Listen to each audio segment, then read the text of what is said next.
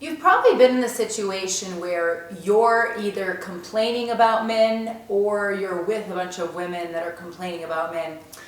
And you're seeing that very unconscious but very toxic femininity that's going on, that toxic feminism thing where you reduce everything to the evil patriarchy and how the tyranny of the patriarchy is the problem and how men are so evil, so dumb, so this. I was in that situation this weekend and it was really exhausting, even though I absolutely contribute to it, because they're kind of going on and on and on, and then what are you going to do? Be the one that says, hey, maybe look at yourself. You're not going to be that person. You're going to join in. You're going to give them the social reward. You're going to be their hype man or hype woman. You don't want to say hype man. Anyway, and the thing is that was interesting about this was I know, like, there was a lot of that complaining and men are horrible and all of that. And then amidst all this, both of the girls were talking about how they were bisexual, and how, they date all these men and they hate them, and then it's like they're both saying they're bisexual, even though they're good friends of mine and neither of them have ever long-term dated a woman. I think they've made out with women. I happen to know for a fact that one of them has never done sexual things with a woman. Not that that means anything, but you could be attracted to women and not do sexual things, I understand, but there's this thing where women now, I see it as almost a power play to be like, I'm bisexual, because it's a way to, again, when you're mad at men, you can kind of act like, well, I can always go to women, and then in your ranting, it's like an empowering thing to act like, well, I want to just go with women, I'm so tired of men. I completely understand it, because I think I've often thought that's such a great mask, but I actually I'm aware it's a mask. Like, I've always thought, oh, that's a great mask. Like, if I feel like a man is judging me sexually, I can just say I'm bisexual and kind of have this little one-up of like, well, I could always be with a woman. Anyway, the two girls I was with, they were both doing that, and they were both, and I just wanted to get to the point of saying, okay, so you're complaining about men ad nauseum, and then you're both constantly insisting that you would prefer women and that you're bisexual. Well, then why don't the two of you just like go fuck? Just go, like, all this energy spent on complaining about men, and you're both bisexual and you're right here talking about it? Go for it. Just go fuck each other. Because it's just so exhausting actually to deal with this kind of always having that lens on the patriarchy and, ooh, white man bad, and always men, it's their fault, and they're this and they're that, and then, oh, but I'm bisexual, and it's just like, it's really tiresome.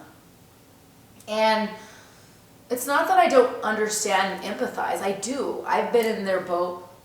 But there's just no accountability and self-responsibility of seeing, okay, hey, you know what? Maybe seeing men as bad and evil and really harping on them viciously is why I'm attracting bad men. Because I already think they're bad. So what am I doing? I'm just attracting more bad men into my reality, or bad, or, a lot of, and you got to see your part in the dynamic. And it's just, I don't know, there's something about it where when you're around the woke people and they're always spewing SJW ideology, like another thing that happened on this trip was them going off on a big thing about how people that claim they're fifth generation Montanans shouldn't be claiming that, because that means they were part of the Native American genocides in that time period. And again, there's that big superiority of, oh, horrible people, how dare they claim they were this, because they're just linking themselves to being evil in the past. It's like, or they're trying to emphasize that they've been in Montana for a long time, so when they're running for Senate, you know that they're aware of the climate and the issues and the particulars of the region. I mean, there's always this kind of superiority about looking down on the people from the past, and so sure that they're on the right side of history, and so sure that their viewpoint is just so moral. And it was exhausting to me because it's like, I mean, I'm just so bored. Like, oh wow, you're saying the same thing that everyone's saying. You're saying the same thing that the academia and the movies and TV shows and all the current pop culture, books and movies, everything is saying the same thing as you. Congratulations, you're in the moral orthodoxy of the time. That doesn't indicate that you're superior. In the future, people may be looking back at the toxic femininity of this and being like, what happened? Why did men and women have so much hate? Why did what was going on with these race wars? Well, what's perpetuating it and actually constantly shining a flashlight on it is woke people. They want to keep the resentment alive. They're constantly looking for ways they can be resentful. Well, if you're looking for slights, you're going to find them. And if you're looking for reasons to be resentful and harping on why everyone else is wrong and bad and evil, but you're so good, then you're gonna be in a constant, toxic, bitter, resentful state. And it's not really fun to be around. It's draining, but everybody has to fall in line because it's what everybody has the same voice. Everybody has the same point of view. And it's like, I am tired of everybody having the exact same opinion. And everyone gets in that way when they find an ideology, they kind of parrot it. But this level of ideological possession in this time is especially bad. And then of course on this trip, there's the whole mask and the maxxinated, you know what I mean, argument of them being like, oh, well, I want to make sure I put on my mask so that nobody thinks that I'm not vaccinated and that I'm not with the moral orthodoxy. Anyway, I just thought there's so many layers of lies and ideological possession here that it's draining to be around, because if you have an authentic view or a nuanced view that's true to yourself, you actually have to just hide it and then just be in this group thing. You know, you have to agree and say the lines of your script to them, and they don't really ask. I mean, they're so kind of caught in this, and they just assume everybody else thinks the same, and they just assume that the kind of caricature, the misrepresentation of these tribes, the out tribe, is correct. They don't think, oh, well, maybe there's nuance to that. So it's exhausting, and it's hard to be around, and that's why it's really lonely when you are not really subscribing to these dumb tribe wars. When you're thinking, honestly, I don't have this kind of paradigm where you're either believing this stuff or you're absolutely evil and dumb because you don't believe it. And it's just hard to be around because, you know, you basically risk, well, I'll be thought of as a bad person if I just have a nuanced take that's just off this script, off this little paradigm, off this either or mentality. And so, I mean, basically, one thing that came out that I'm glad I was honest about was, like, I just said, like, oh, I just mirror back what you believe to you. So they were saying something about how I was critical about the guys that they were dating. And I'm like, well, yeah, I'm mirroring what you're saying to me back to you. If you're into him, I mirror that back to you. If you're not, I mirror that back to you. Like, I'm like the hype woman that's like, hey, I'm here for you, whatever you believe about him. My own opinion of it is, I kind of know you, and I kind of know your part in what's wrong, and I notice you're not owning up to that. And then I know that I also do agree with your assessment of the guy. Like, I think, I trust your judgment, and I think you know what's wrong with him, but I also see the layer where you are the villain in your own story. And I try to do this with myself too. It's easier to see your friends where they're going wrong, and they're the villain and what their flaws are. And so I understand why they don't see themselves as villains in their own story. Of course, we all have that blindness and bias. And anyway, I said that because I kind of thought it was interesting that it's like they think, oh, I'm so critical of the boys they date. I'm like, no, you're very critical, and I'm mirroring it back to you. And that's what one of my friends was the one saying that I'm critical, and then the other was like, oh, Sam's the hype woman. She was self-aware enough to know that I am just a mirror, and I kind of do whatever you think about the guy, I show you.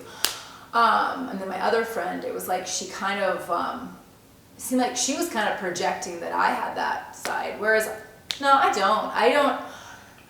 I can see, based on their own way of talking about men, why a man would never want to really deal with. I mean, you'd almost have to be kind of a beta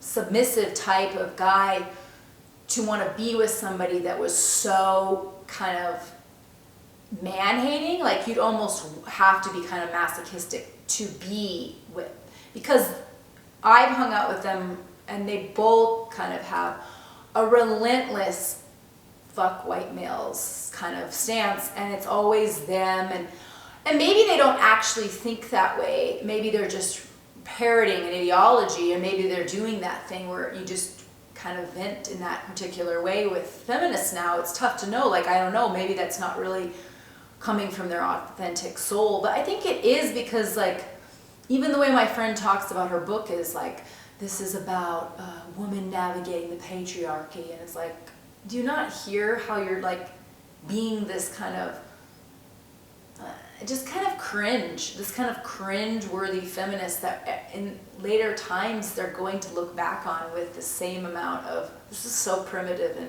narrow-minded, that we look back at other times, right? Other belief systems in history. And they don't really have that perspective. They really do think like they're on the holy grail of morality and empowerment because they're spoon-fed it everywhere. But anyway, so, and then this whole, I always find the whole thing of being bisexual, but then you're not really, you can, I admit you can be, quote, bisexual, in terms of you can absolutely be bisexual and maybe not have dated women, but you know that you like women, right? Well, it's just the fact that you actually kind of know that as a white straight woman, you're really kind of close to being the same level of demonization as straight white males. So you've got to have one little power thing, power and victimhood, on your badge to kind of pull out so that people can't put you down. And I think that's how a lot of white women have reacted, because it's not like people are going to be able to check whether you're bisexual or not. You can just say it, own it, and then you have it. So I think a lot of women do that now, where they're not even, they're truly straight, and they might think, oh, I think a woman's hot, and oh, I have a lot of good female friendships, and I sometimes wonder, maybe this could be romantic.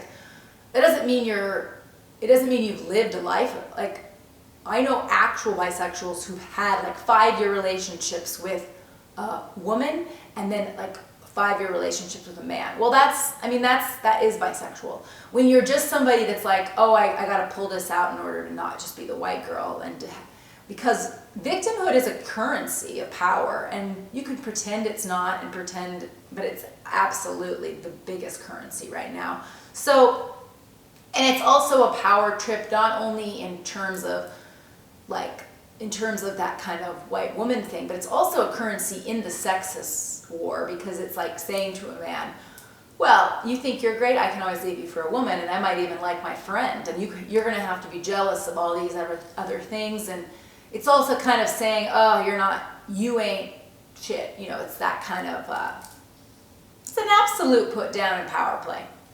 And we always have to, if we were living in a free time of fun art, there'd be Seinfeld episodes about pretending to be bisexual, and we'd be able to escalate that and have a commentary on it that was funny, true, and delightful. But as it is, we just have these weird little didactic allegories about teaching people what bisexual means and why you're a saint, and then having very boring storylines that aren't going to reflect on any of the shadow side of claiming that, and the nuances of these victimhood badges that everyone's grabbing up and lapping up, you know. Anyway, I just say, when you've kind of been around the wokesters and they don't know that they're woke, they don't know that they're actually kind of a cringe, stereotypical kind of mouthpiece of orthodoxy that's actually draining and just unconscious. I mean, it sucks because you kind of just have to be on script, parroting back to them. I mean, I definitely have said a lot of what I really believe, but it's like they don't really get it even if you do say it. Like they really just can't yet see themselves in that way or see the woke ideology in that way. Like it really is like an undeniable truth to them. So I just say, I'm going to just keep trying to have boundaries and plant seeds, but you're not going to get through to people when they're kind of really possessed by ideology. I mean, it is like a cult mentality of deprogramming. And they're not going to be deprogrammed because it's really, for them, it's actually a really empowering model right now. And then they can it's a way of letting out their resentment. And you have to get to the point where you realize that resentment in itself is disempowering. That victimhood is actually a pathological, disempowering way of keeping you trapped in misery and spite and resentment, jealousy, discomfort. And, you know, I had to come to that realization as well, because I realized I was always kind of blaming hookup culture in men. And then when I had the power to say, no, you are playing a part in this dynamic, you're not at the whim of all this, and you're not a victim of all this. You're playing your part in it, and that's get out of the victimhood, get out of the spite, and see that, and then be empowered by what you want, who you are, what you really need. Because a lot of what's going on with this kind of complaining about men is just not owning what you actually want. So you have like a paradoxical thing that you're claiming. Like with both of my friends, they're kind of vacillating between this, I just want to have sex, I just want to have a one-night stand. And then they meet someone and they're like, oh, but this guy is so bad, he's polyamorous, or they're even mad that he just wants sex. It's like, but you're doing this kind of weird rationale where you're telling yourself you only want sex, but you actually want a relationship, but you think you can't have that, and you want to have this empowered view of acting like you like casual sex and just want to use a man like they use you, but you actually don't, but you're not conscious or cognizant of all that. So you're just talking in circles that are like, an outside person can be like, okay, why don't you just own the fact that you want somebody that actually gives a shit, is meaningful, is exclusive, and you want a relationship. Or if you really don't want a relationship, then own the fact that there's going to be risk in the one-night stand casual sex game. And that risk is that they will be with other partners, they won't be loyal, they won't be nice, they won't be a lot of things, because that's just the nature of the game. And also, if you already go into everything thinking that men are bad, you're going to attract bad men because you believe they're all bad. So you're only going to come into contact with somebody who is going to validate that because you already believe it. You're not a conscious, like, well, a good guy is not going to want to have to prove himself over and over to you just because you're living in this world where you think men are bad. They're going to find a girl that already thinks, I think men can be really awesome. I mean, they're going to find somebody that has that level of, oh, I really respect you. Like, it's the same with women. You're not going to go with somebody that doesn't respect you if you respect yourself, and or if you think, if a woman thinks that a man is going to be misogynistic, she's going to find misogynists. And likewise, if a man thinks that all women are bad, they're just going to keep finding bad women that validate that or verify that. Anyway, so there's that level of unconscious where I was like, then my friend was like, oh, I need a rebound, and I need this, and I just care about sex, that's all I want. I don't want anything else. And then, but then like the results she gets, she's mad that that guy seems to have a lot of girls, like he's polyamorous. I'm like, well, that's the risk. The people that just want casual sex are probably going to just want casual sex all around. They're not going to want an exclusive. Like, you can't find some weird, perfect person that's going to just kind of facilitate between your unconscious, conscious desires, and they're going to be like, oh, I just want to fuck you, but also, oh, I'll be nice to you and be in a relationship. But no, now not too much, though. I'll facilitate back and just read your mind and what you want at any given time. It's like, get clear on what you actually want. Like, once I own what I actually want, which is, I want trust and comfort before sex. I want exclusive relationship that's aiming at us being self-aware and curious and respectful and really worshiping each other. Not this kind of weird half-ass shit. I don't care about limbo. I don't care about casual sex. I don't want any of that. And then, you know, on the other component, I think, honestly, I like the trust and comfort in those kind of dom sub things, because it has actually more rules, boundaries, and trust and comfort built up by the nature of that dynamic. So I own it. I don't go around being like, oh, I hate this, I hate that. I want to just be casual, but I also need that casual person to act like a boyfriend when I want him to. Well, he's not. And how many movies have we had to do about friends with benefits and casual sex and hookup culture and all of that, and yet people are still living in that weird movie where they think they think that there's empowerment in casual sex, and they have to constantly insist and say they want that when they don't want it. Another part of them absolutely doesn't want it and doesn't feel comfortable with it, and they don't see this conflict playing out in how they talk and what they're saying and what they're doing.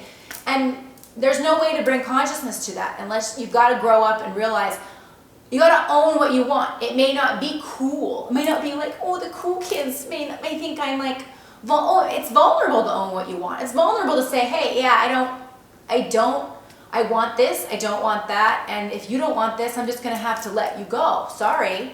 And then just when they throw on the bisexual thing on top of it, it's like, you've really got to own who you are. You may just be a straight white woman.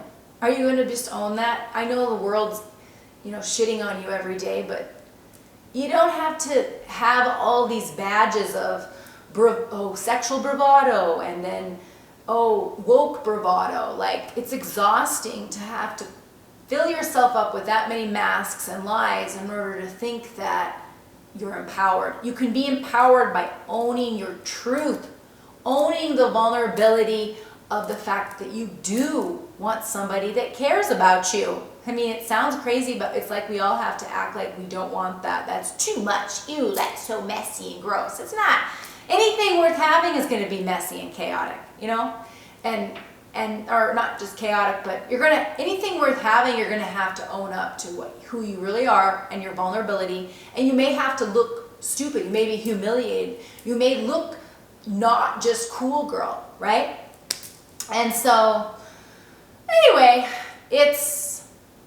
everyone's on their own journey to figuring out what they want and who they are. And just be grateful for the fact that how far you've come. Measure yourself against yourself. Like, I don't want to look like I'm judging these girls. It's just I'm actually seeing my younger selves reflected in them and seeing how I've come a long way. And then just recognizing that ideological possession of wokeness that's like really pervasive, just really just enters in every aspect, and it's scary. But anyway, I hope this was motivating for those of you who kind of been in this situation, whether you're in it and kind of looking back at it, or whether you're kind of in friend groups and you kind of see it and you kind of get tired of that kind of complain about the patriarchy thing. Anyway, hope this was good.